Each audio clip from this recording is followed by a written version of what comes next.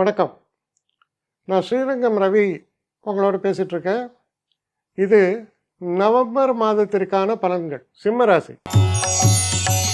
சிம்மராசி நேயர்களை பொறுத்த வரைக்கும் ராசிநாதனான சூரியன் 3ஆம் இடத்தில் சுக்கிரனோடு இருக்கிறார். ரொம்ப சௌக்கியம்பா. ஷார்ட் டிராவல்ஸை பற்றி பேசுது. அது ரொம்ப சௌக்கியமான பிரயாணங்களை பற்றி பேசுகிறது. இளைஞர்களை பொறுத்த வரைக்கும் டேட்டிங் நடக்கும். சுக்கிரன் சூரியன் ஒன்றா இருக்காங்க. 3ஆம் இடம் ஷார்ட் ஜேர்னி வித் எனக்கு பிடித்தவர்களோடு நான் சென்று வருகிறேன்.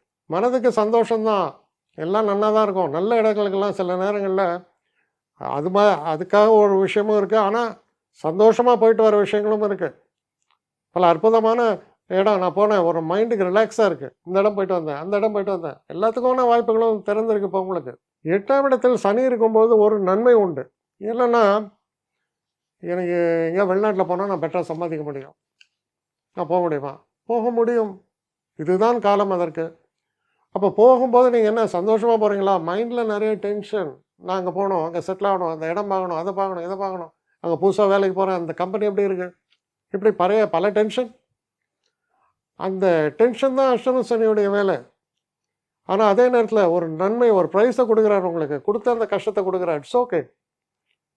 அதை நீங்கள் நல்லா பார்க்க முடியும். அதனால் பார்த்தீங்கன்னா சிம்மராசிக்காரர்களை பொறுத்த வரைக்கும் ப்ராக்ரஸ் இல்லைன்னு சொல்லவே முடியாது. ப்ராக்ரஸ் இருக்குது. ஆனால் அதே நேரத்தில் சில முட்டாள்தனமாக பிஹேவ் பண்ணுறவங்கள ஒன்றும் பண்ண முடியாது. நான் நல்லா பாட்டில் தீர்ற வரைக்கும் நான் குடிப்பேன். குடிச்சிட்டு நான் ஏறி ஆக்சிலேட்டர் மேலேயே படுத்துப்பேன். உங்களையும் காப்பாற்ற முடியாது, உங்கள் வண்டியும் காப்பாற்ற முடியாது. ஸோ இந்த மாதிரி மூடத்தனமாக பிஹேவ் பண்ணுறவங்கள நிச்சயமாக, சர்வ நிச்சயமாக கதை முடிஞ்சுது, அவ்வளோதான். அப்படி சொல்கிறதுக்காக பண்ணிக்கணும். ஆனால் அதான் உண்மை. நம்ம எண்ணங்கள் தானே நம்ம செயல்கள். நல்ல எண்ணங்களோடு நீங்கள் செயல்படும் போது இந்த மாதிரியான சில்லறத்தனமான விஷயங்களுக்கெல்லாம் அடிமையாகாமல் உங்களுடைய சுய முன்னேற்றத்தில், சுய கௌரவத்தில் நீங்கள் செயல்படும் போது ரொம்ப சிறப்பாக இருக்கு. அதே நேரத்தில் நீங்கள் பாருங்கள், 2ஆம் வீட்டுக்குடைய புதன் பெரும்பாலும் 4ஆம் வீட்டில் இருக்கிறார். அதுக்கப்புறம் அவர் வக்கரகதியில் 25ஆம் தேதி அன்றைக்கி திரும்ப 3ஆம் வீட்டுக்கு வர. எல்லாம் ஃபைன். இப்போ இதில் என்ன ஒரு நன்மைனா, வீடு மாறணும்னு நினைக்கிறவங்க நல்ல வீடுக்கு மாற முடியும். சில நேரங்களில் புதிய வீடு வாங்க வேண்டும் என்று நினைத்தால் அதை வாங்க முடியும். ஆனால் அதே நேரத்தில் 8ல் சனி இருக்கும்போது என்ன நடக்கும்?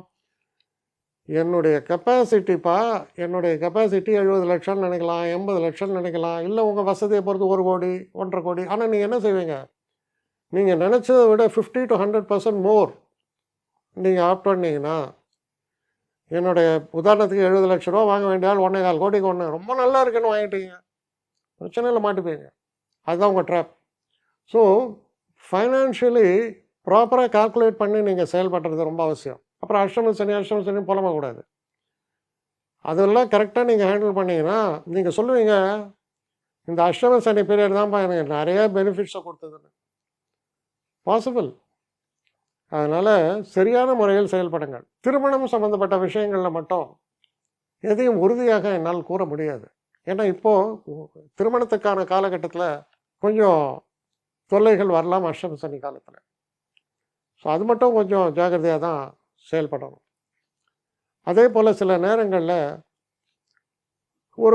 சொல்லுவோம், அதாவது ஒரு பேடு இன்டென்ஷன் இருக்கிறவன் உங்களை ஏமாற்றணும்னு நினச்சா நீங்கள் தான் பெஸ்ட்டு விக்டிம் அவனுக்கு. அப்போது ஒருத்தர் நம்மளை அப்ரோச் பண்ணும்போது இவன் எப்படிப்பட்டவன், இவன் நமக்கு அப்படின்றத நீங்கள் ஜட்ஜ் பண்ணலைன்னா உங்களை சுலபமாக ஏமாற்றி கையாட்டிட்டு போயிடுவான்.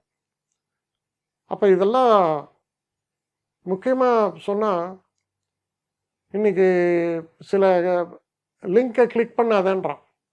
கிளிக் பண்ணால் காலி, உன் பேங்க் பணம் காலின்றான். ஐயோ நான் அதை கிளிக் பண்ணிட்டேன்ப்பா, தெரியாமல் நான் கிளிக் பண்ணிட்டேன்ப்பா சொல்லாதீங்க, அது உங்கள் தப்பு. அதே போல் ஆசைப்படலாம், ஐயோ கோல்டு விலையாது, கோல்டு வாங்கலாமா, ஷேர் மார்க்கெட் விலையாது, ஷேர் வாங்கிடலாமா. நிதானப்படுங்கள்.